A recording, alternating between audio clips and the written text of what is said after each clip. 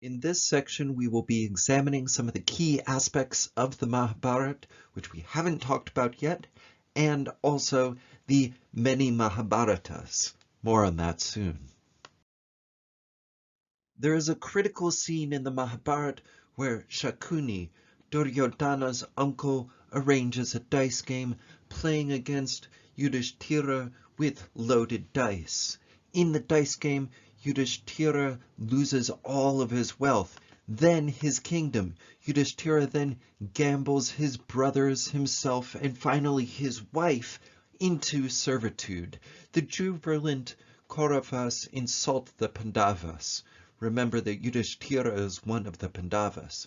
So the jubilant Kauravas, thinking that they've won in this situation, totally lay into the Pandavas, insulting them, and even try to disrobe Draupadi in front of the entire court.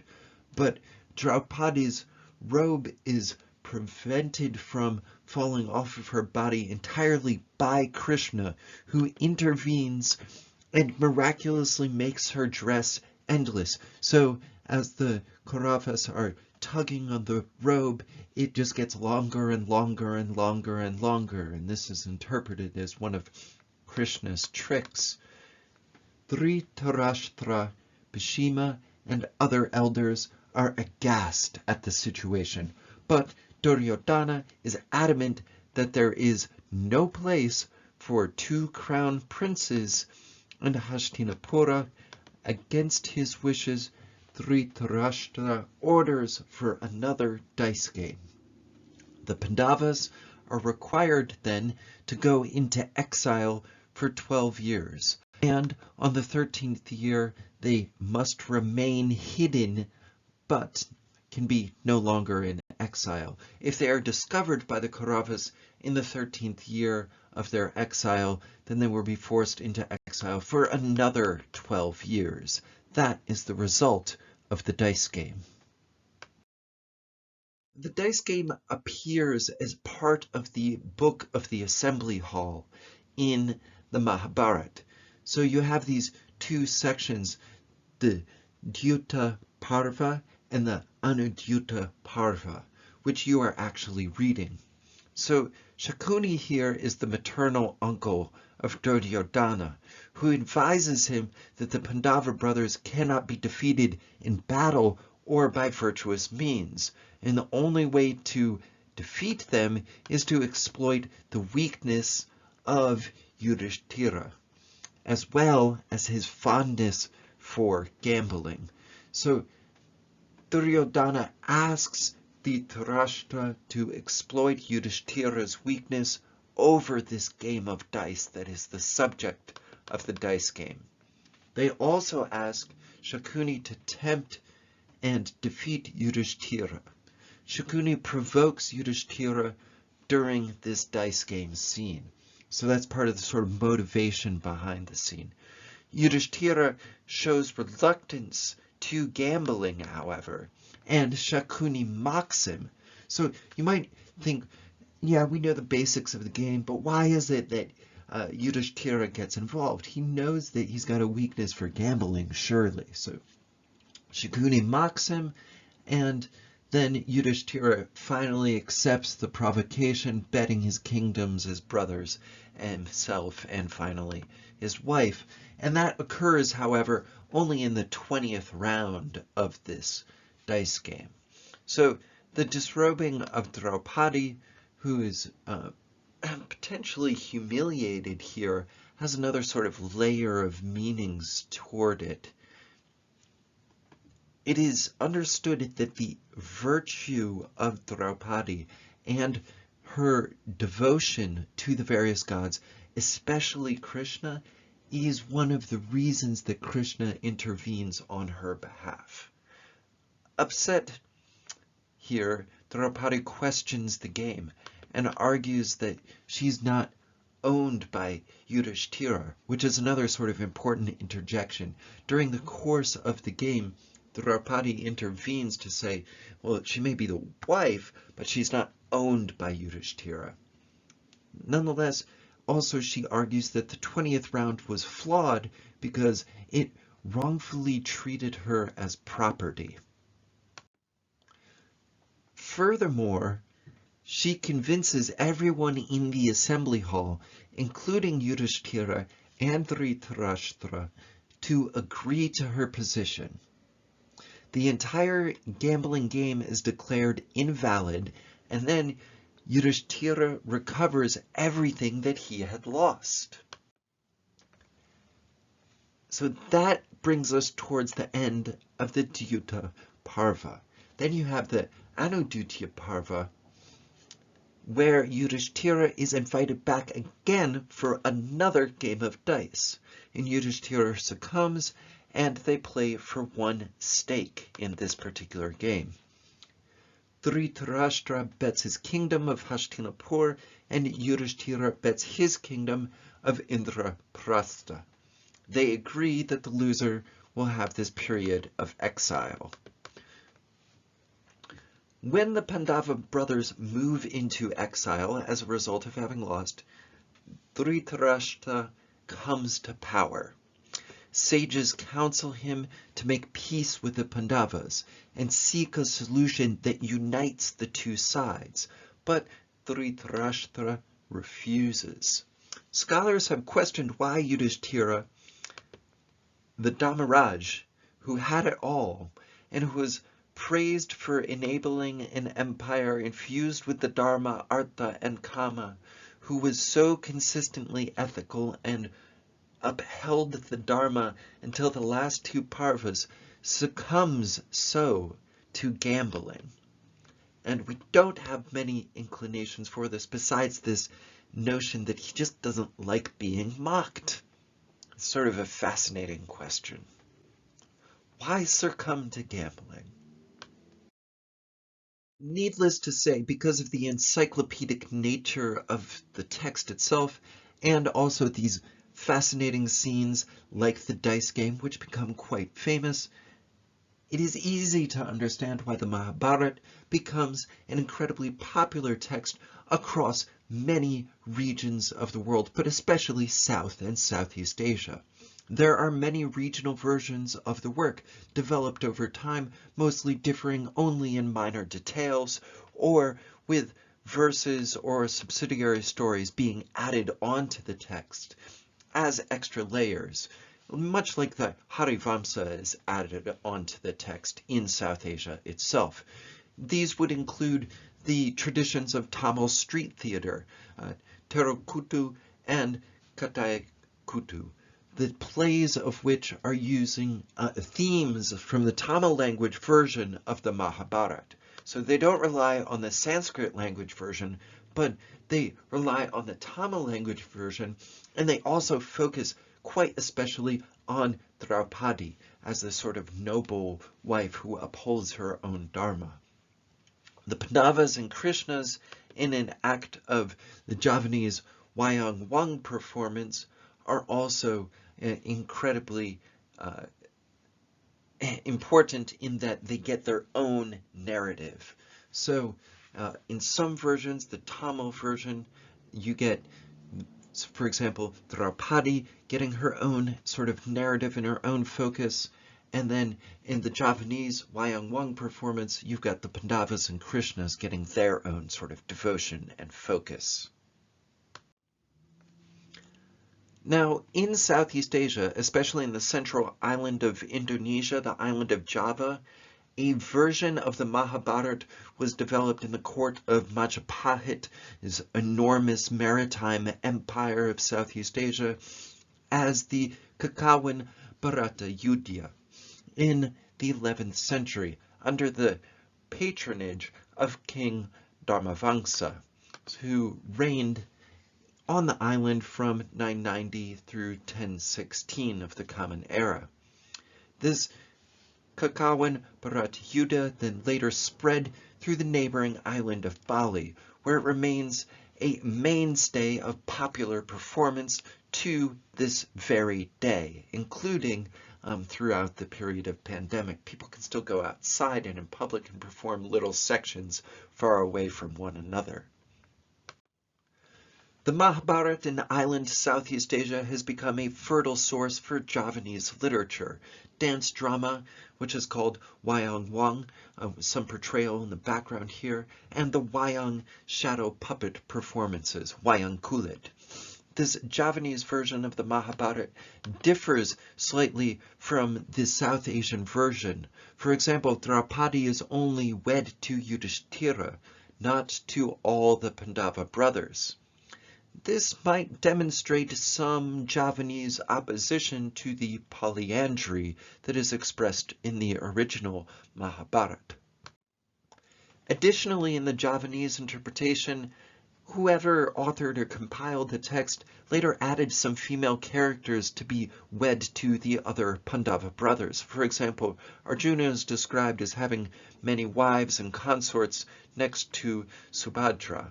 So there's sort of an expression of polygamy there.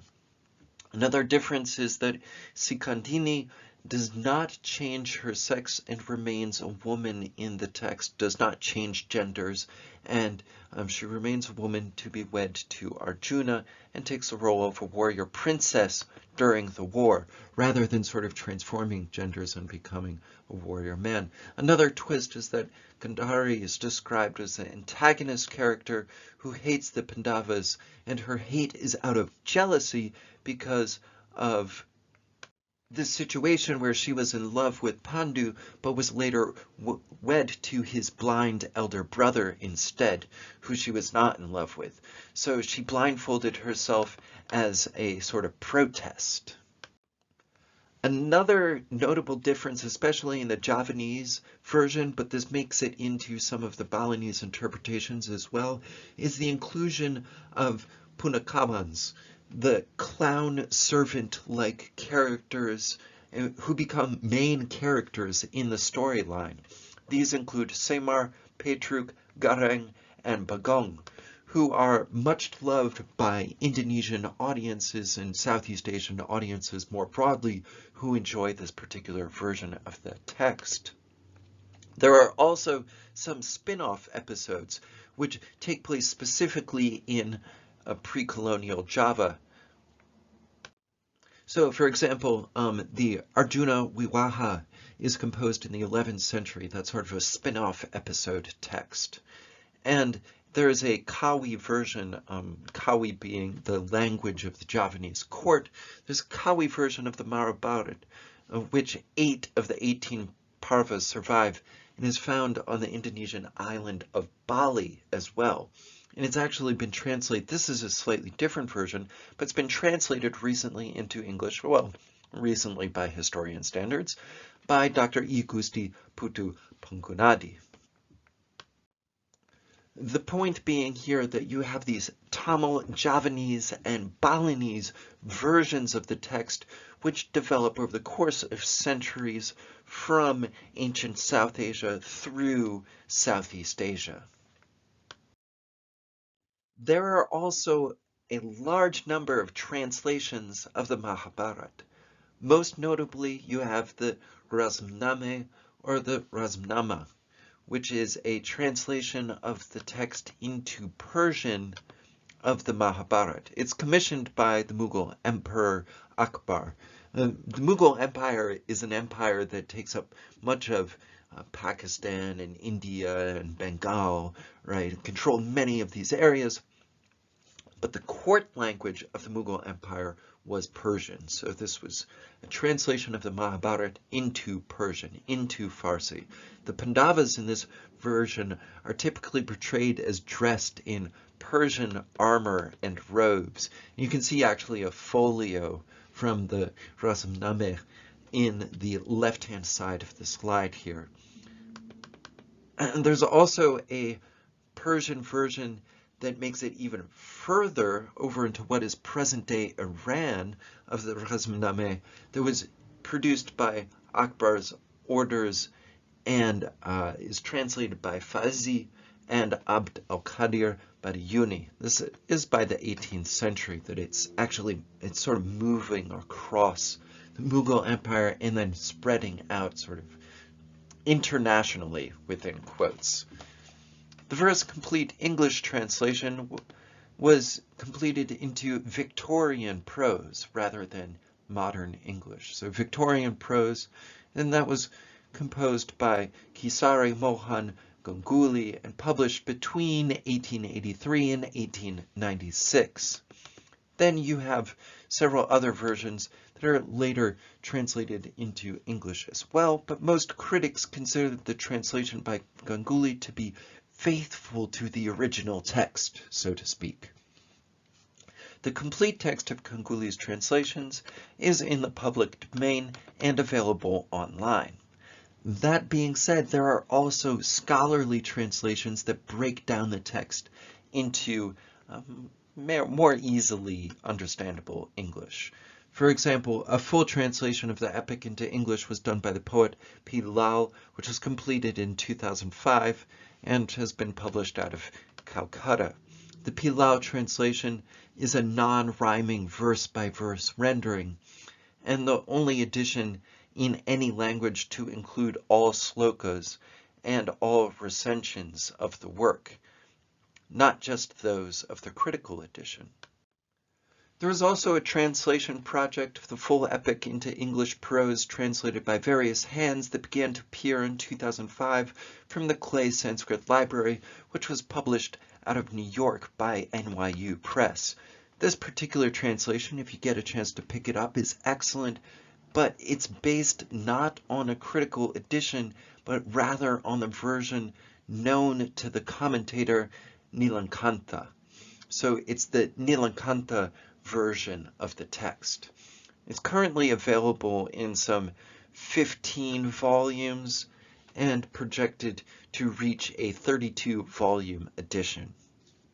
That being said, there's also a University of Chicago version, which is a prose translation of the full epic and is probably one of the more readable, and it was actually initiated by one of our scholars, A.B. van Boutenen, who completed works of books 1 through 5, and then following a 20-year hiatus caused by the death of van Boutenen is being continued by several scholars. So James Fitzgerald, for example, translated book 11 and the first half of book 12, and then David Guttimer translated book 6, Gary Tubb 7, Minkowski translated 8, and then another scholar that you will recognize, Fitzgerald, a good section of book 12, and then Olivelle translated a bunch of book 13, and then Wendy Doniger, another person whose name you might recognize from parts of reading so far, translated books 15 through 18. So that's a pretty major undertaking of the University of Chicago.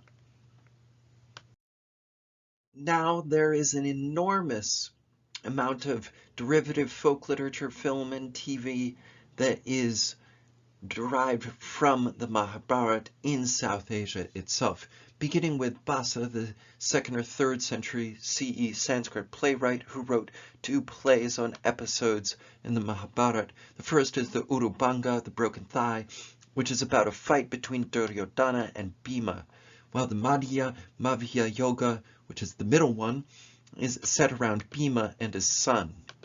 The first important play of the 20th century was Anda Yug, which is the blind epic. It was by Dharamvir Bharati, and it came out in 1955.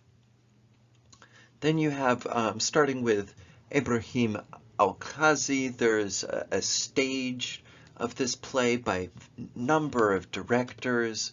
There's also a Maharati novel, a Yayati, which came out in 1960. There's Girish Karnad's debut play, Yayati, which comes out in 1961. And they're based off of the story of King Yayati, which is found in the Mahabharata. So they're kind of this spin-off series as well. In Indian cinema, several film versions of the epic have been made dating back to 1920. And the Mahabharata was also reinterpreted by Shyam Bengal in Kali Yuga, which is one important film.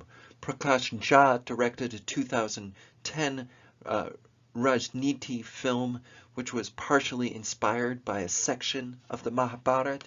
Then in 2013, there was an animated adaptation, which holds the record for India's most expensive animated film, which might not surprise us. Back in 1988, B.R. Chopra created a television series named the Mahabharata. It was a series that was released as a serial on TV and was directed by B.R. Chopra or Ravi Chopra. And it was televised on India's national television, which is a national TV station, kind of like NPR or PBS in the US, but it's called Doordarshan in India. Every year in the Garhwal region of Uttarakhand, a province in India, villagers perform the Pandav Leela, a ritual reenactment of episodes from the Mahabharata through dancing, singing, and recitation portrayed in this particular picture. The Leela is a cultural highlight of the year and is usually performed between November and February. Folk instruments of the region, the dole, the damau, and two long trumpets, the bankor, accompany the action, and the actors, who are amateurs, not professionals, often break into spontaneous dance when they are possessed by the spirits or the characters of the Mahabharata. So there's popular renditions of this as well. Another high holiday, which is thought to have been inspired by sections of the Mahabharata or perhaps some of its overarching themes, is the Balinese holiday of Galangan. Galangan is a Balinese holiday celebrating the victory of Dharma over Adharma. It marks the time when the ancestral spirits return to Bhuloka, the earth. The last day of the celebration is Kunangan, when they return. The date is calculated according to the 210-day Balinese calendar. It might be related to Pitri Paksha, which is celebrated by Hindus in other parts of the world, in South Asia, for example, and celebrates the visiting of ancestral spirits. Now, the reason that this is a popular hypothesis is not just because of the link with ancestral spirits, but also because if you look at Pitri Paksha in South Asia, you have a reference in the performance of rituals to a scene in which the legendary Dona Karna dies in the Mahabharata war, in the Kurukshetra war, and his Atman transcended into Svargaloka. In the beyond realm of Svargaloka, the realm of Indra, he was offered gold and jewels and food. However, Karna needed real food to eat and asked Indra, the lord of Svargaloka, to reason that he was serving gold to him as food. And Indra told Karna that he had donated gold all his life, but he'd never donated food to his ancestors in Shraddha rituals. Karna replies by saying that since he was unaware of his ancestors, he never donated anything in their memory. So this complicates matters. To make amends, Karna was permitted to return to Bhuloka, the earth, for a 15-day period so that he could perform the Shraddha rituals and donate food and water in the memory of his ancestors. So this became the period known as Pitri Paksha in South Asia. In some of these legends, Yama, who is synonymous with Dharma, replaces Indra. In the Balinese case, we aren't necessarily sure if there's a direct tie between the ceremonies, so let's just be clear about that. We have to sort of isolate Bali in that sense, but they're quite parallel and there are some similar themes. Galangan marks the beginning of the most important recurring religious ceremonies on the island of Bali. The spirits of deceased relatives who have died and have been cremated return to visit their former homes, and the current inhabitants have a responsibility to be hospitable through prayers and offerings to them. The most obvious sign of the celebrations are the penjor, these bamboo poles which are notably sort of tall and bent. You can see them in the background of the right-hand side of the slide here. So these penjor bamboo poles are topped with sort of vibrant colors and so forth.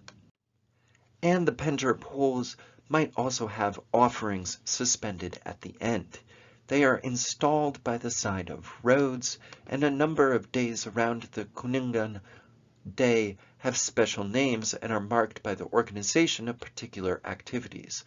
So you don't have to know these or memorize these, but I'll just run through them to get the pattern. So 3 days before, you have Penyakaban. This is the cooking of bananas for offerings. Then 2 days before, you have Penyajaan, which is the making of jaja or fried rice cakes. Then 1 day before, you have Penampahan, which is the slaughtering of pigs or chicken. Usually chicken because pigs are kind of expensive, but sometimes pigs.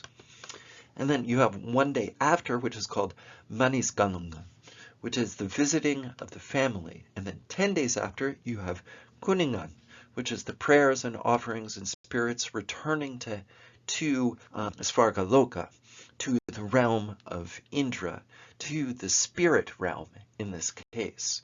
Then 11 days after, you have Manis Kuningan, which is a day of fun and performance where you might see shadow puppet plays, or you might see artistic performances, and there might be sections of the Ramayana and the Mahabharata performed, as well as other Javanese and Balinese popular literature performed as well.